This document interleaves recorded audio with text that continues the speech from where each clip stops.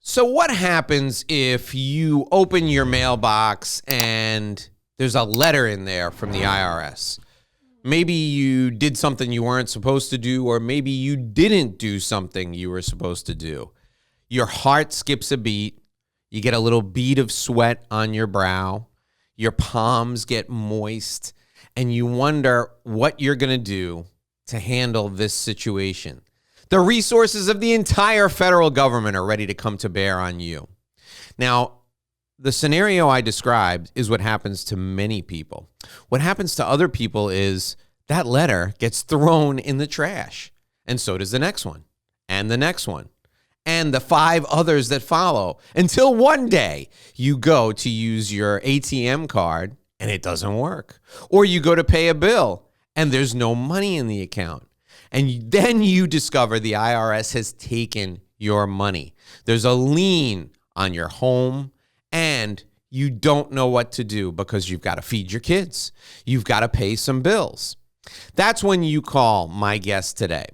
The IRS is scary and they're intimidating, but not for Steve Klitzner. You see, Steve has been my friend since 2007, and he helps people solve the problems they face with the IRS. That's all he does.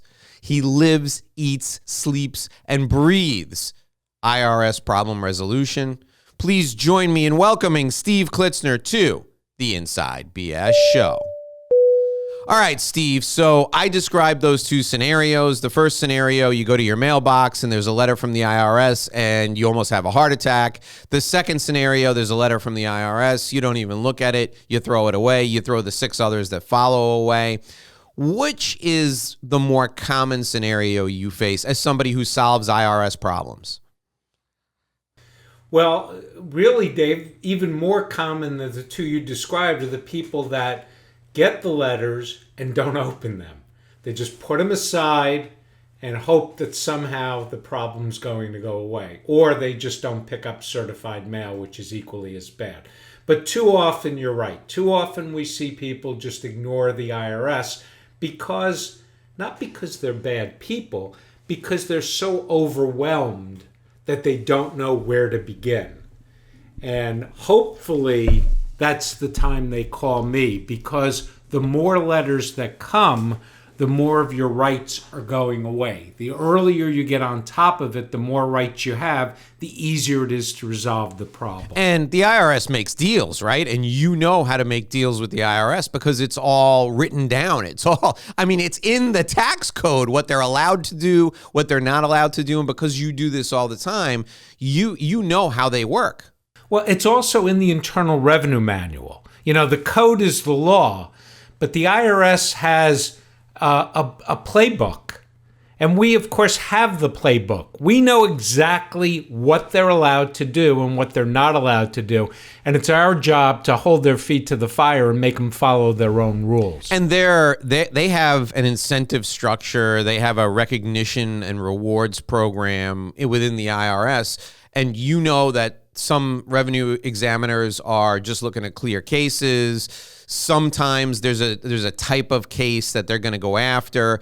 And because you work with these people all the time, they're going to tell you, hey, Steve, this case, I gotta go hard on this case. Steve, this case over here, you know, this is not a guy that I'm gonna get a lot of recognition for. So, you know, I can do a little something on this case, right? Isn't that kind of part of the back and forth and the reason that people work with you? Sometimes that's actually the case. You know, we'll have a client who owes payroll taxes, a business, and they keep getting levied by the IRS. The IRS has taken their bank account. They're going after their credit card processor. They're almost putting them out of business. But the reality is they can't afford to pay the IRS anything. So when I call the revenue officer on a case like that, they say, I'm really glad you're on this case. Just get your client to start paying current taxes, current payroll taxes, and I'll place the case uncollectible and just close it. I know he can't pay the old stuff, but you've got to at least get him to start paying the new stuff. And you mentioned one other thing about making deals, and that's a common misconception among taxpayers. People call me all the time and they say, I owe $100,000. Can you just Call the IRS, see if they'll take $60,000. Well, I do a financial analysis with them, and I find that they can full pay the liability. They have the assets or the ability to pay monthly. And that is not an offer in compromise where we make a deal for less, is not a substitute for a full pay. If they can full pay, the IRS doesn't leave money on the table. And what I tell people all the time is, if you owe $100,000 and you haven't paid in several years and want to make a deal with the IRS for $60,000, when you have the ability to pay more, why would they make that deal? And why would anyone ever pay their taxes on time? They would just wait a few years, call me, I'd make a phone call, and we'd settle the case. So if you have the ability to pay, I can get you into an installment agreement, I can hopefully get rid of some penalty, and I can lower what's owed, but I can't just make a deal. Now, the flip side is people that come to me and they don't have much in the way of assets. They don't have much in the way of money, no property. Their income is relatively small. They just really have enough money to make ends meet. People like that who owe $100,000, even more, we can settle sometimes for $100 because I can convince the IRS that they'll never be able to get the money. So everybody's case is different.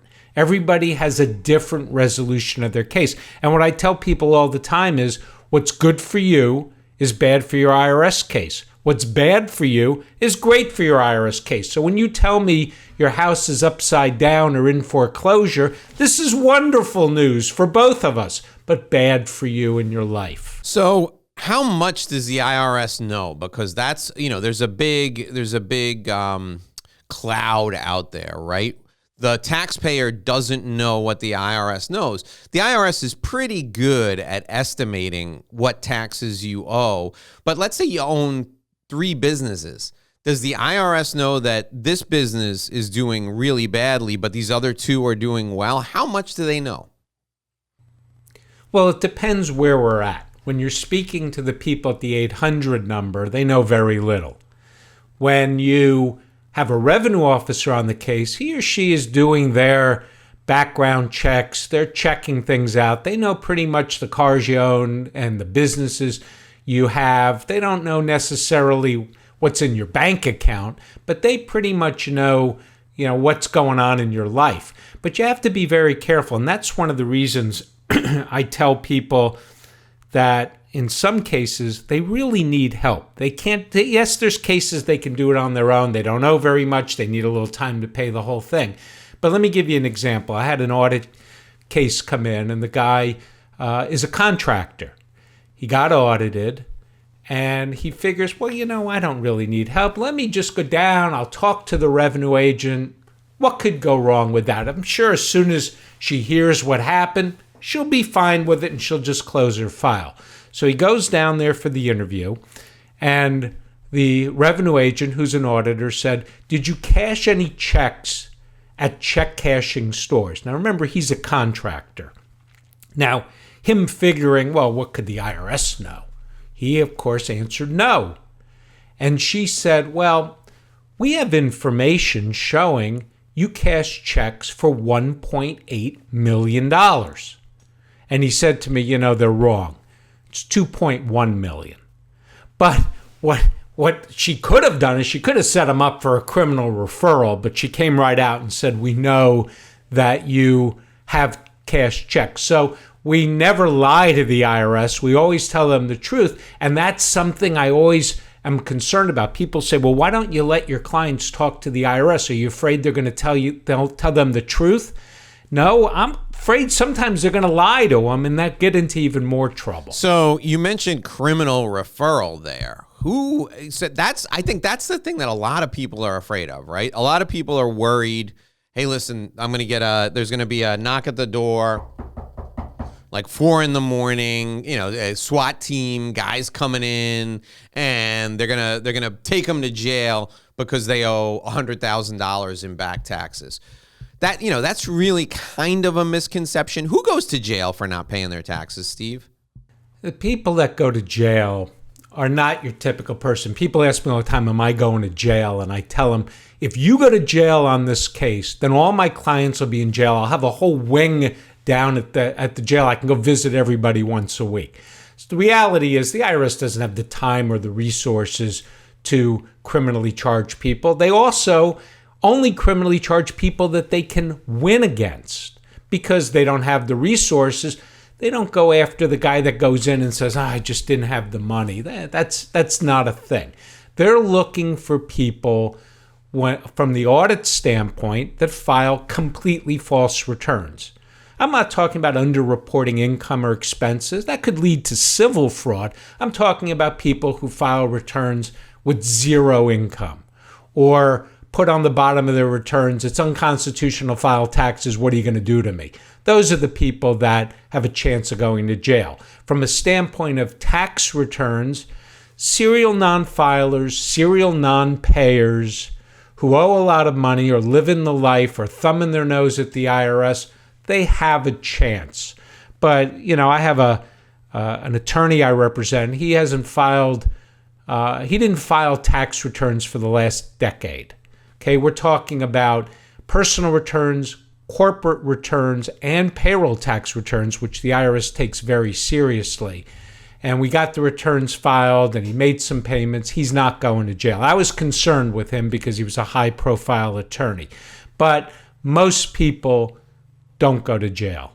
That's something I can never guarantee anybody that, but most people I tell, you're really not a candidate to be criminally prosecuted. So you mentioned an attorney there. Do licensed professionals have an extra concern? Because, like, I know in the case of an attorney in Florida, being like purposely not paying your taxes, you could have a real serious problem with the Florida bar for that, because you're required to obey all laws, and the law says you must pay taxes. So do licensed professionals, attorneys, like CPAs, I'm sure you've had your share of CPAs who have problems with the IRS, and doctors, did they run an extra risk? Well, they could, if they really go above and beyond when it comes to not filing and paying taxes, because they should know better. They're high profile. If they get criminally prosecuted, they'll send a message to the community. But even it's still a very low chance. But we see a lot of professionals owe money.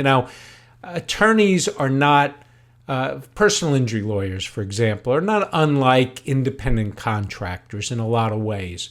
Like real estate agents and other independent contractors. What happens is they make money and they're not paying in money during the year. They're not having any withholdings.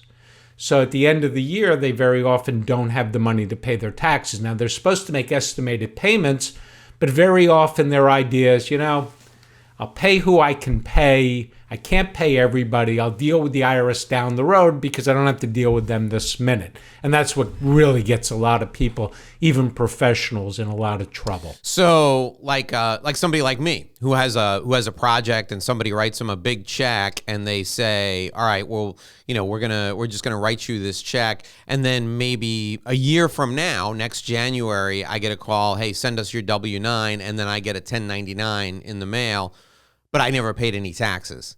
And I think to myself, the IRS is not going to know about this. And I decide I'm not going to pay taxes on that. That would get me in a lot of trouble. That's your average client right there, right? The realtor who sells a house and gets a huge commission and then goes and buys a Maserati and never pays the taxes. That person, so if you get paid in a lump sum and you don't take out the taxes, you should be making quarterly payments, or your bookkeeper should have you making quarterly payments, or you got to set the money aside so that when you file your taxes, you can pay. Even if you do an extension, and by the way, this is another big thing I hear all the time.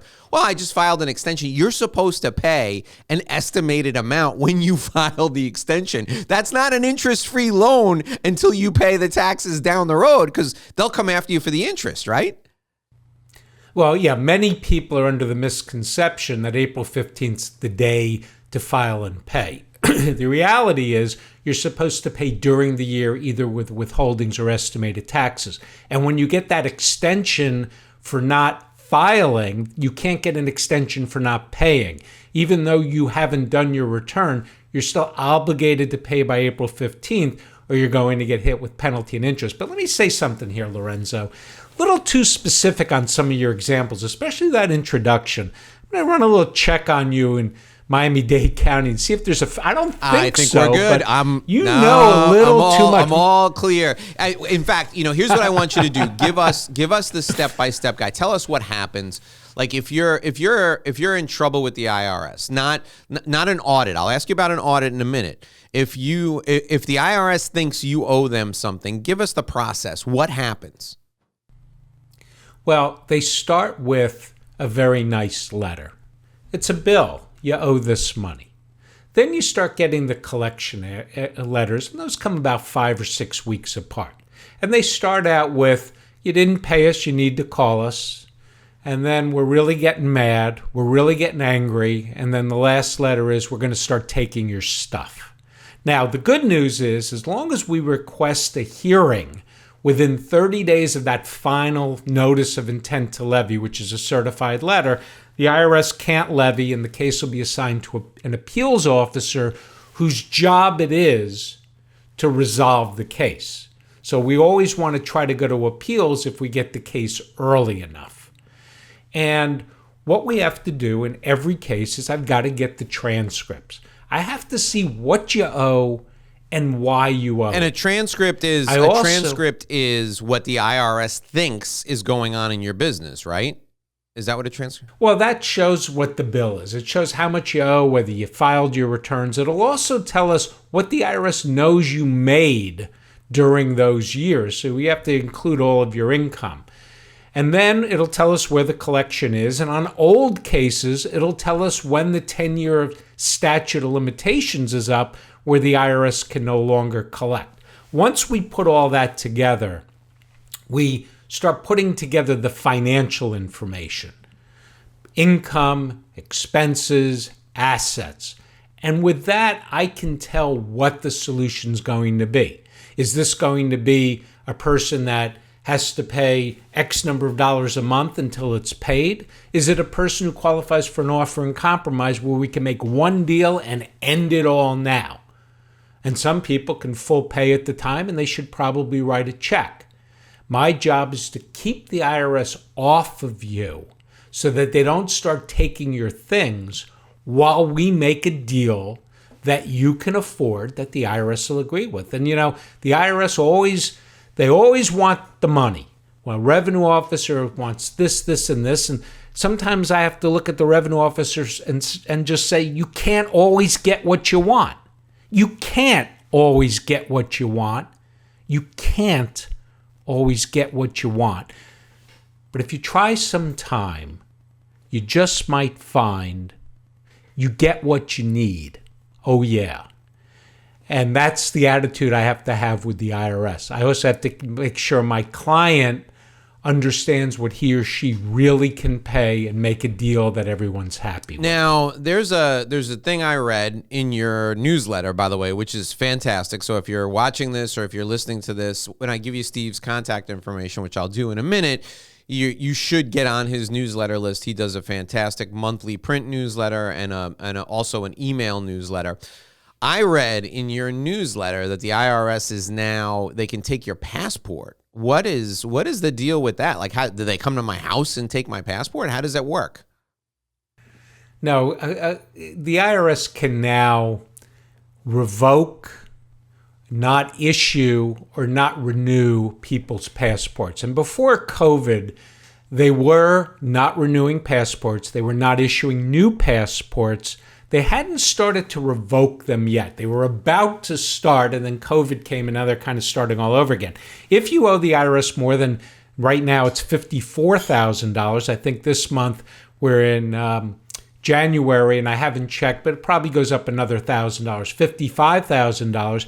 The IRS can take away your passport or not issue a new one unless you make a deal with them to pay off the amount. Now, the good news is the earlier we get involved in the case, Even before we make a deal, we can keep them from certifying your passport. Once they do certify it, we can still get it decertified, but now we have to actually make a deal. Beforehand, as long as I'm negotiating, they can't do it. But afterwards, now I've got to actually make a deal to get somebody's passport back.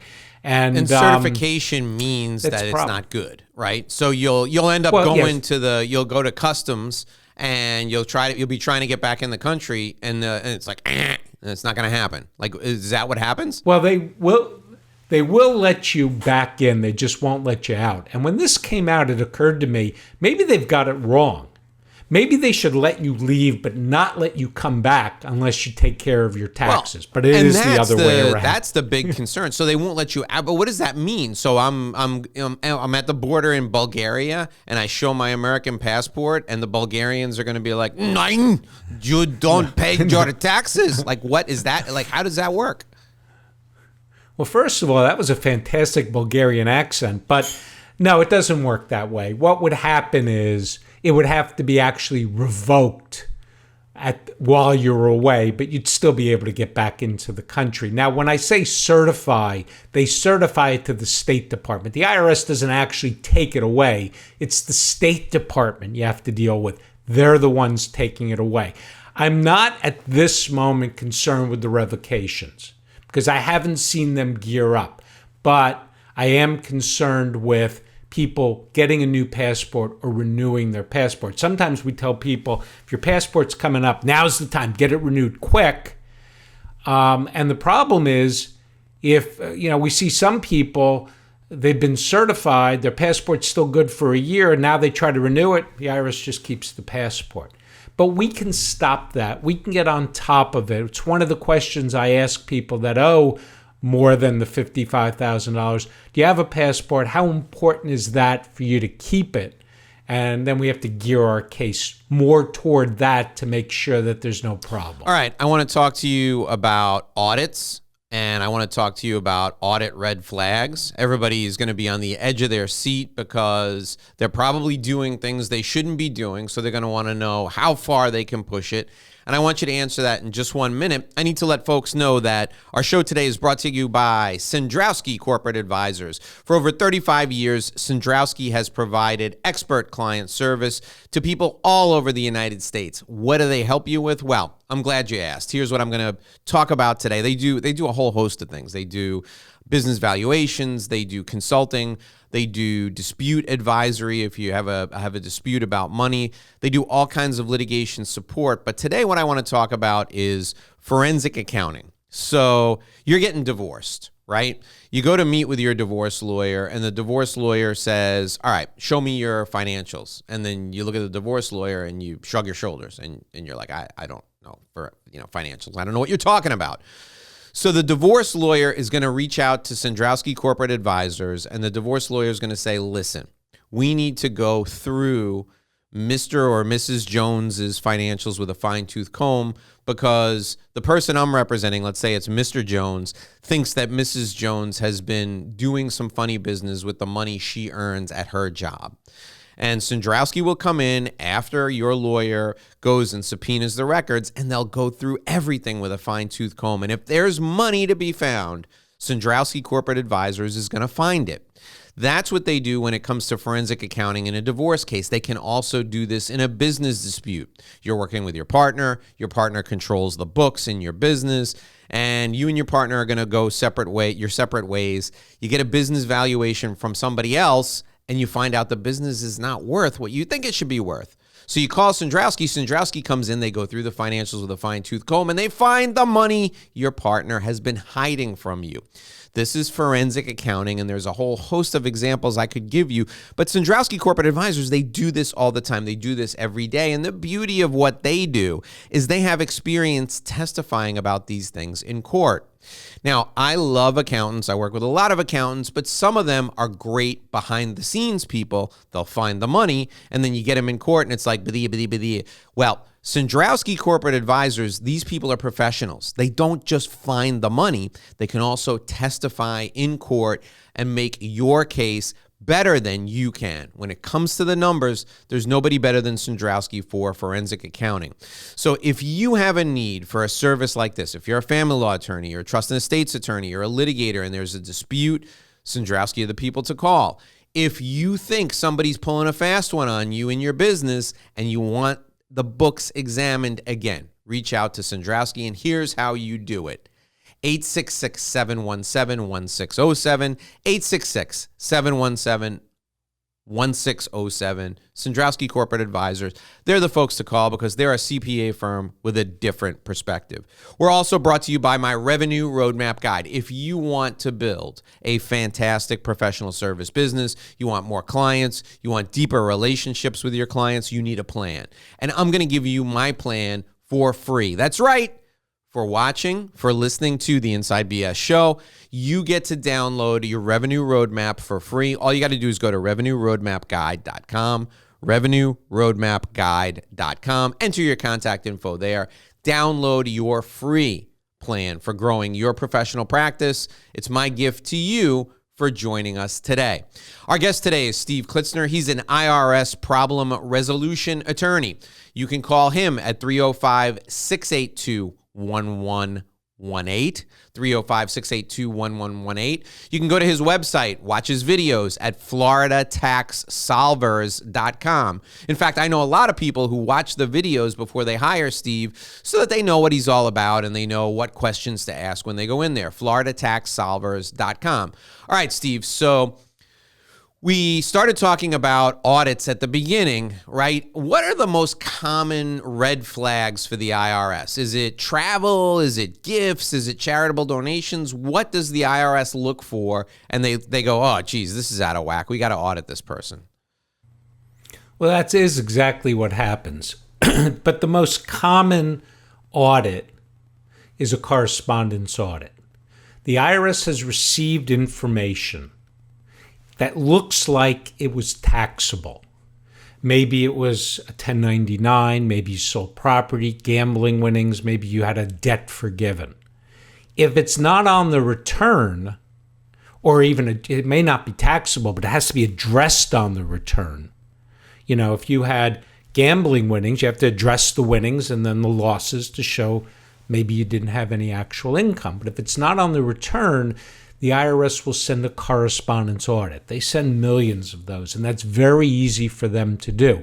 And they're often wrong because the information they received was wrong, or it actually wasn't taxable. So we can fight those. But getting to what you were saying, Dave, there's very few random audits, especially nowadays. They just don't have the resources, although they are hiring more revenue agents who do the audits and tax compliance officers who do the office audits. So occasionally they're doing a program. So let's say they're looking at business consultants like you. And they say, well, let's grab some business consultant returns and we're going to do a complete audit so that we have information as to what business consultants make and what their yearly expenses are in each category. Once they do that, now they look at another return and they put it up against your percentages. So if you're making, if the average business consultant has 30% of his expenses as advertising and you file a return and now it's 50%, and your numbers are out of skew with what the IRS thinks it should be, they put what's called the diff score on your return. And the higher the score, the more likely you are to get audited. So most of the time when they audit a return, it's not coming out of nowhere. It's because you've made $50,000 and you had charitable deductions of $20,000. There's a pretty good chance in the IRS's mind you've overextended your deductions. Doesn't mean that you did, but they look for the high average. They look for cases where there's a high percentage of a chance that you've either understated your income or overstated your expenses. And those are the cases that typically get audited. Now, how do you avoid that? Well, one thing you need to do is get a qualified tax professional, a CPA, an EA, which is an enrolled agent, to do your returns to make sure it's done right. The majority of the returns I see that are audited were done by a non-licensed tax preparer or by the taxpayer themselves. Spend a little extra money because it'll be worth it if the returns are done right. All right, so to that end, talk about qualified tax preparers and who they are, right? Generally, CPAs, of course, are the people who are they should be doing your tax returns. But what if you're like, what size business is too big to go to a Liberty Tax or an H&R Block, right? Like if I'm doing over $1 million a year, do I still go to Liberty Tax or H&R Block? Because I remember, like, when I was a kid, like, my dad worked part-time at H&R Block, and my dad's a smart guy, but I mean, he's tired. It's the end of the day, and then he's meeting with people and doing their taxes. That's not a recipe for a successful return. So those people are fine, I guess, if you work for somebody else and you have all your documents in a nice folder and you go in. I'm sure the H&R Block people or Liberty Tax people are fine. But, like, what size business needs an accountant to do their returns for them?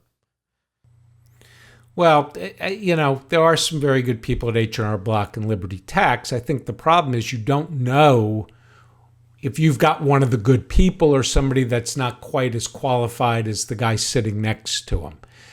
I think what you want to do is, if you have any business, you probably shouldn't be doing your own return unless it's pretty straightforward.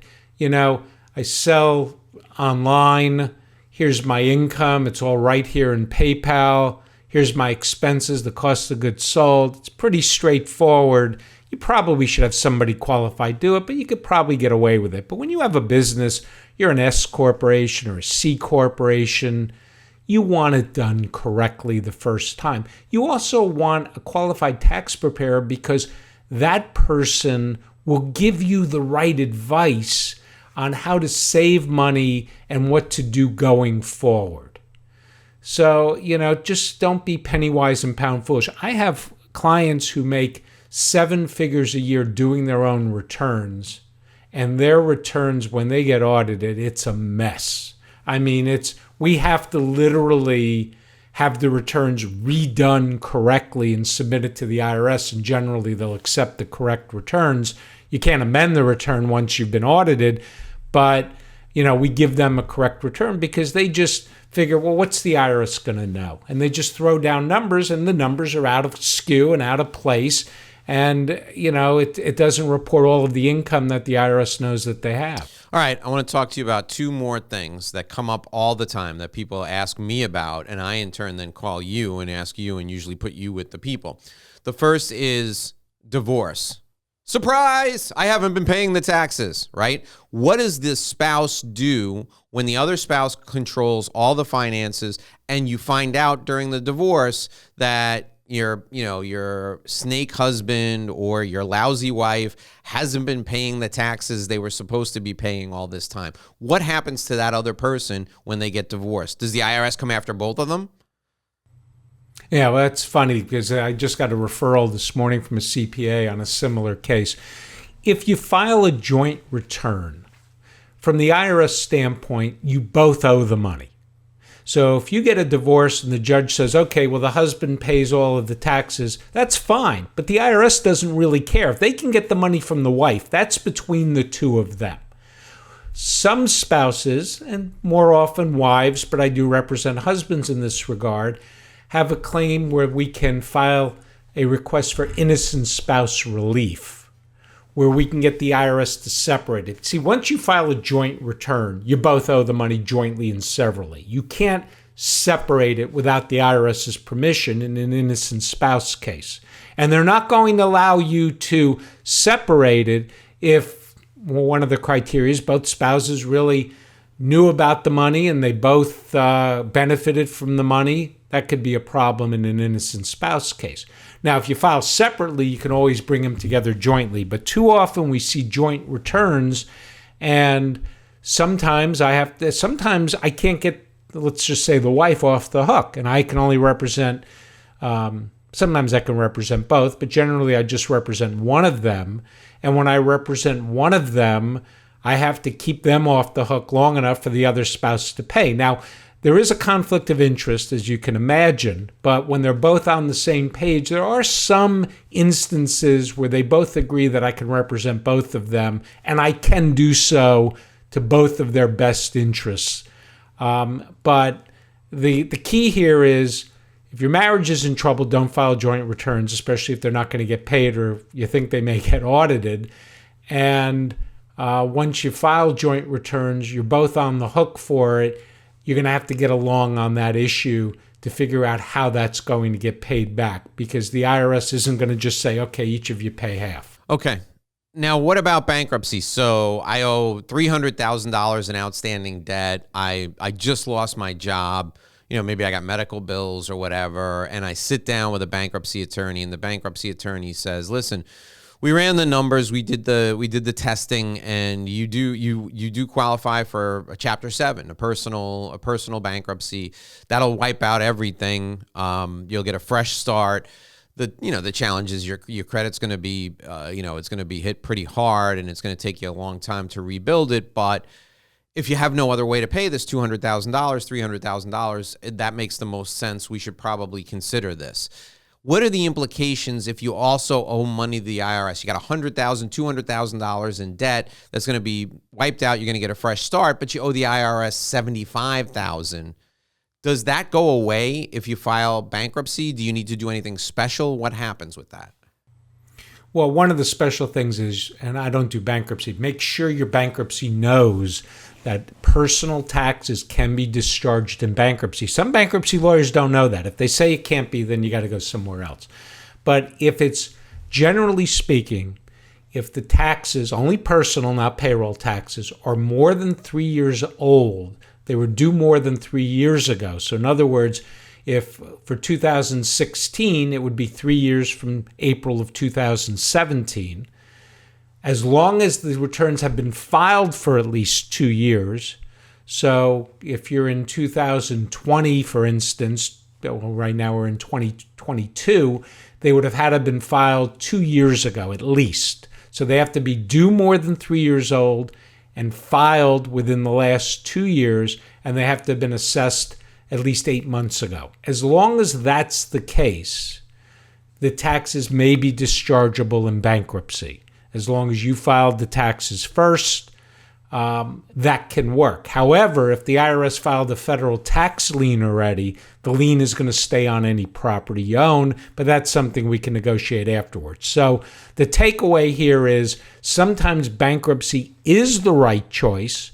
We have cases where I try to get them off the hook. If it doesn't work, they're going to do bankruptcy. Other cases, bankruptcy tries to get them off the hook because they've got other debt that they want to discharge, and then they come to me to clean up the rest of the IRS. All right. Now, tell me about the regular guy off the street who really is your client, right? It's not these people who are hiding money in their backyard in coffee cans and not paying the IRS. It's the average person who they don't pay one time, and then the next thing they know, a year comes, or the next year rolls around, and they're like, well, I didn't pay last year and nothing happened, so they don't pay again, and they just go about their business. They live their life, and you have people sometimes who go years and years and years without paying. The IRS doesn't find them, and then they get a letter, or maybe they inherit some money, and that person files, saying that they gave you the money, and they're like, don't forget, you got to pay your estate taxes. Explain to people that it's not like bank robbers and cheats that are your average client. It's the regular guy or gal who forgets one time and then it snowballs, right? Right. And the average person doesn't wake up in the morning and say, how am I going to cheat the IRS today? They wake up in the morning saying, oh my God, can't believe I owe this money. What am I going to do? They're so overwhelmed and so in over their head. Many of my clients, but for the IRS problem, they would have no other care or debt in the world. It's just, and it almost becomes a mental block where it's gotten to the point you know, it's like that Seinfeld episode when the cops came to Newman's house. I think did he hide cats or dogs or something? And he said, what took you so long? It's almost like he knew they were coming. He was just waiting. You just want them almost to come after you, so you're forced to take care of this problem. The better way, of course, is to get it in before the IRS, because there's more things we can do before they come on top of us. But that's the real problem, Dave. And that's the big misconception over people I know who say to me, boy, the people you represent are bad people. And how can anyone do that? They just don't get it, that this is a problem they have, and they are not bad people. And that's why, and I love representing them. I love helping them and getting them back on track. You know, as you can see, I mean, I love what I do. I love this work. I love dealing with the IRS. You know, they're the most powerful collection agency in the world, and I go toe-to-toe with them every day. And I can't say we beat them, because it's not as adversarial as you would think. But in a lot of ways, we beat them because we get something where my client takes care of the problem without it destroying his life. Yeah, so the folks that you represent now, obviously you have attorney-client privilege, so I don't know who you represent, but you know, just from referring you people over the years, it's your doctor, it's your CPA, it's your lawyer, it's the small business owner, it's the singer or the sports professional, it's the realtor in the neighborhood. It's just the average. It could be anybody in any walk of life. And by the way, there's no shame in working with Steve, because listen, you owe a lot of money. If you don't have the means to pay it back, Steve is going to go explain to the IRS for you, and you don't have to worry. You never have to talk to them. Steve's going to do three things for you. This is what I tell people all the time. The first thing he's going to do, he's going to buy you time to figure it out. Just the process of Steve working with the IRS is going to take time. So if you don't have the money now, maybe Steve can buy you the time to come up with the money. The second thing he's going to do is, if you need installments, if you need to break up the payments, the IRS isn't going to volunteer to do that. Steve's got a relationship with them, and he's going to help you break that stuff up. He's going to help you pay it off over time. The IRS isn't interested in putting you into bankruptcy. They're not interested in having you close your business down. To the contrary, the IRS needs you to make the money so that you can pay them. So Steve's going to be able to get it broken down into installments. And then let's say the IRS makes a mistake.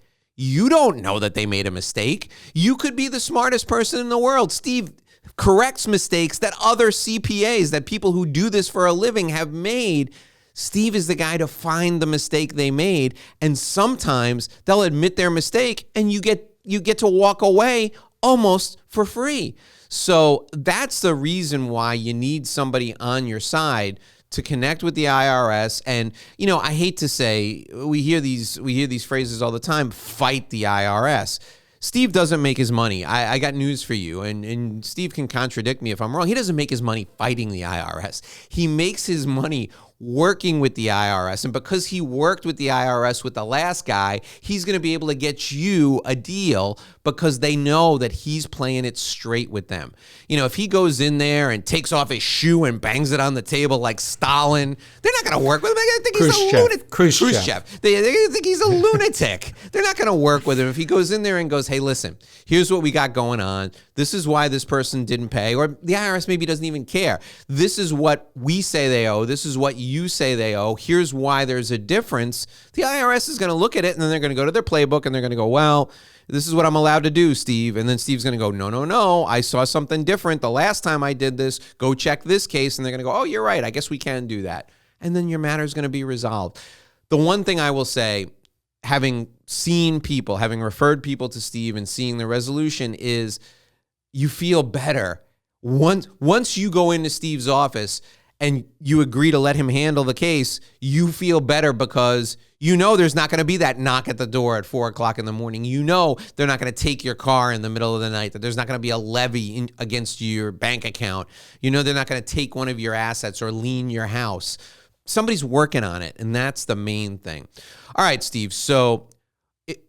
Well, one thing about that, Dave, I wanted to say is that is it. You're right. It's not as adversarial as you would think. The IRS just wants you to start paying your taxes forward and come to a resolution on what we're going to do, if anything, if they can even afford it, to pay the back taxes. And that's really, there's some bad eggs everywhere in every profession. There's some people that are tougher to deal with, but I deal with these folks every day, and I've got the relationship with them. And I can tell you that even at the top, the IRS just wants to resolve the case. Last year, I was fortunate enough to be appointed to the Internal Revenue Service Advisory Council to a 3-year term. And there's a total of 35 people on the council. Every year they appoint 7 new people or 8 new people. And I get to deal with the highest people at the IRS. And I know what they're thinking, and I know what they want. And they're not looking to throw people out of their houses or put them out of business. They're just looking for a way to get them back in the system, going forward, and working out what, if anything, can be done with what they owe in the past. The way I think about it is, Steve, you are dealing with somebody at the IRS who's just got a name on a list of to-dos, and they just want to check that person off. So they know, listen, I'm dealing with Klitzner on this. He's going to give me the real information. He's going to tell me what he thinks the guy can do. It's one less person the IRS person, have to worry about. I can just check them off the list. It's that easy. Now, I'd be remiss, Steve, if I didn't let you go without bringing this up. And I know you don't want to badmouth somebody who may be a competitor, but there are a lot of unsavory, you hear these radio jingles or, the commercials. Oh, the IRS has a new program, right? I've been hearing about the IRS's new program, the Fresh Start Initiative, since 2008. Okay, it can't be a new program if somebody's talking about it since 2008. Why is it important to hire an attorney? What's the advantage to working with an attorney rather than somebody who's got a hip jingle where, I haven't paid my taxes and I need some relief so I can buy some beef and go surfing on the reef? It's just, you need an attorney specifically for, there are some specific reasons. Why an attorney? Well, it's funny because the last time the IRS changed or added to the Fresh Start program was 2012, and it's not for a limited time only. It's in the Internal Revenue Manual. It is permanent. And they've done other things since then that they don't call Fresh Start, but have helped taxpayers. But you want somebody who's actually going to work on the case. And very often, and you can Google these companies around the country and look at ripoff reports and all, they have a lot of people taking the cases in. They're good at actually taking the money, but they're just not good on working the case, which is the purpose of representing somebody, is actually working the case. But they get so many cases from around the country, they just can't handle them all, and they don't have enough people in the back room doing the work. The advantage to having an attorney is that you can call and actually speak to the person responsible for your case. Not, you're speaking to a guy one week, Joe, and the next week you call and they say, yeah, Joe just got a job at the mall.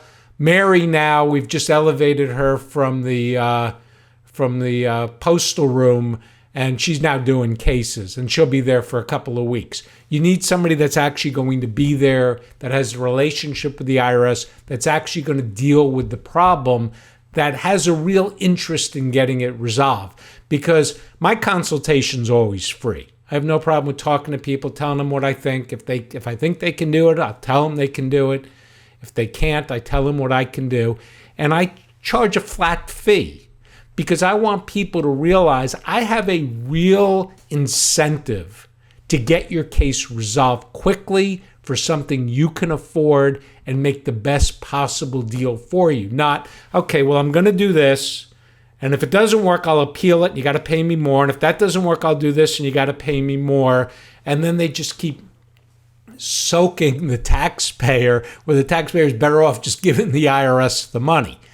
So I do think it's important to have somebody responsible. In my case, I answer to the Florida bar. I can't just do something and I'm in California or Colorado and what are you going to do to me? No one's going to listen. You're out the money. You got to start all over again. So I think there's a real advantage to having somebody that actually does the work and that you can actually talk to. There's three reasons why I send IRS cases to you, and I come across occasionally an IRS case. The first reason, set aside the fact that we have a relationship. The first reason is privilege. You can't tell people who your clients are. You can't tell people what your client did. So when somebody walks in your office, it's like they disappear. You can't say anything. Your staff can't say anything. And it's completely confidential. And you've taken an oath to do that. If you betray that oath, you could lose your license as a lawyer. If somebody in your office betrays that oath, you could lose your license as a lawyer.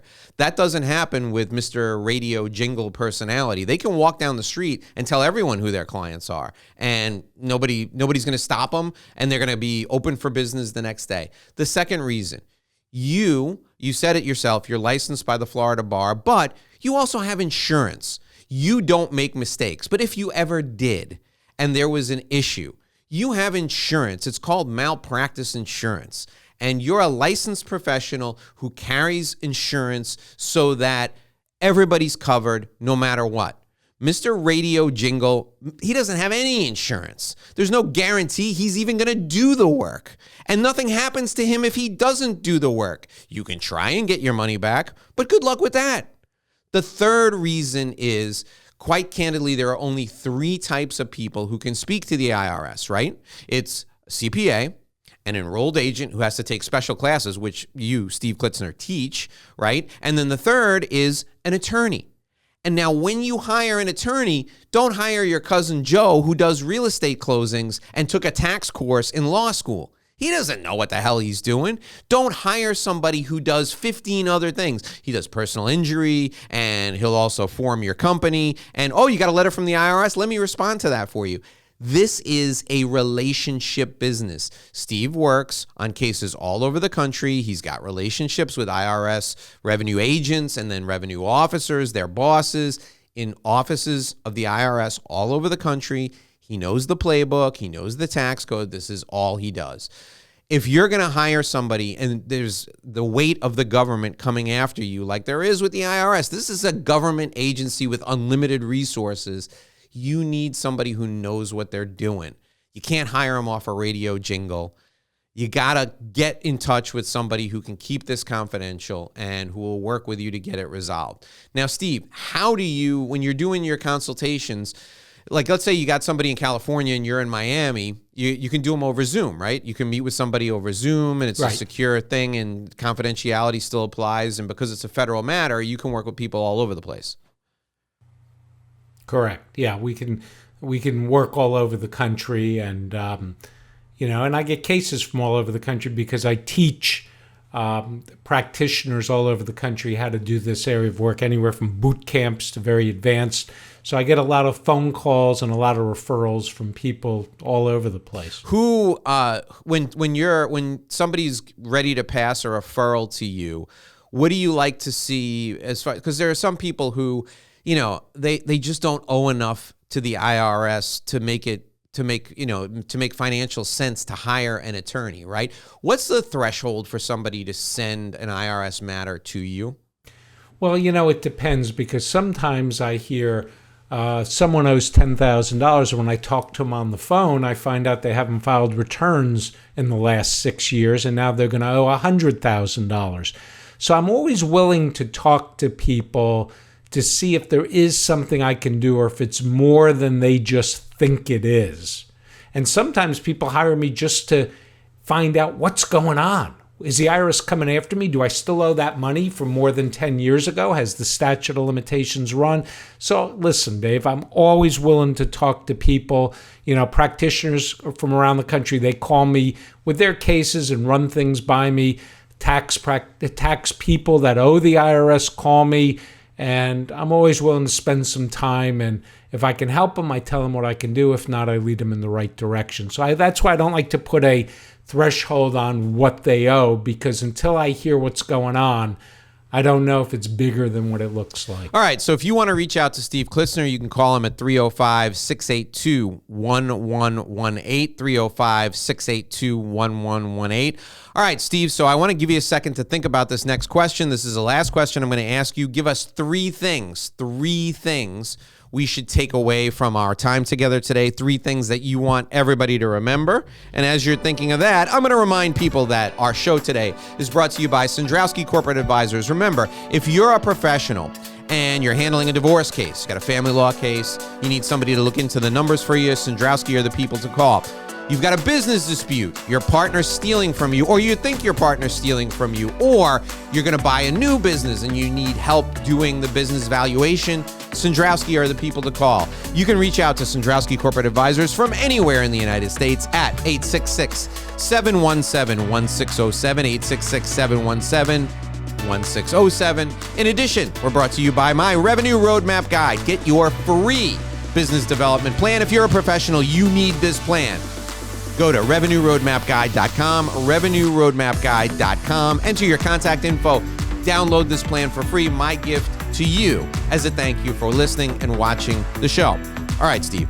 So give us the three things we should take away from our time together today. What are the three things we need to know before we go?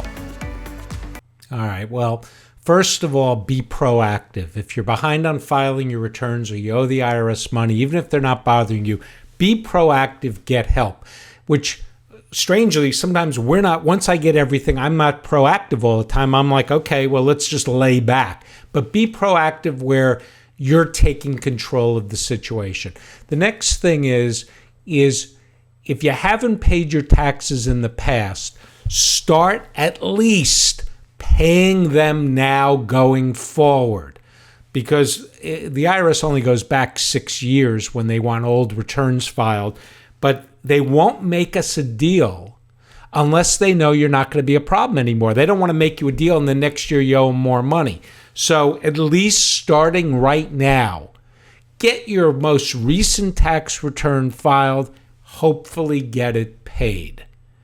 The other thing is don't ignore the IRS. If you're getting letters, if you're getting phone calls, something bad is going to ultimately happen if you ignore it. You have to go and do something about it when you know they're coming after you, because your greatest rights, both in a collections case where you owe the money and in an audit case, come when you take care of it, when you start receiving the letters, because you would be shocked and happy how many rights you have when you take care of the problem early, as opposed to when your rights start dwindling because you miss certain deadlines that are very important. All righty, you heard it. Those are the three things you need to take away. This is the Inside BS Show. My guest today was Steve Klitzner. You can reach out to Steve by calling 305-682-1118, 305-682-1118. There's no shame in reaching out to somebody to get some help when you got a problem. Don't let the weight of the IRS come crashing down all around you. Let Steve give you a hand. Steve, thanks for joining us today. It was great to have you. That was great, Dave. I appreciate it. Thanks for having me. And hopefully you'll have me on again when you're low on guests. All right. We have you on because you're an expert in this area, not because we're desperate for guests. We got a backlog of guests. Folks, that'll do it for another edition of the Inside BS Show. Until tomorrow, I'm Dave Lorenzo. Here's hoping you make a great living and live a great life.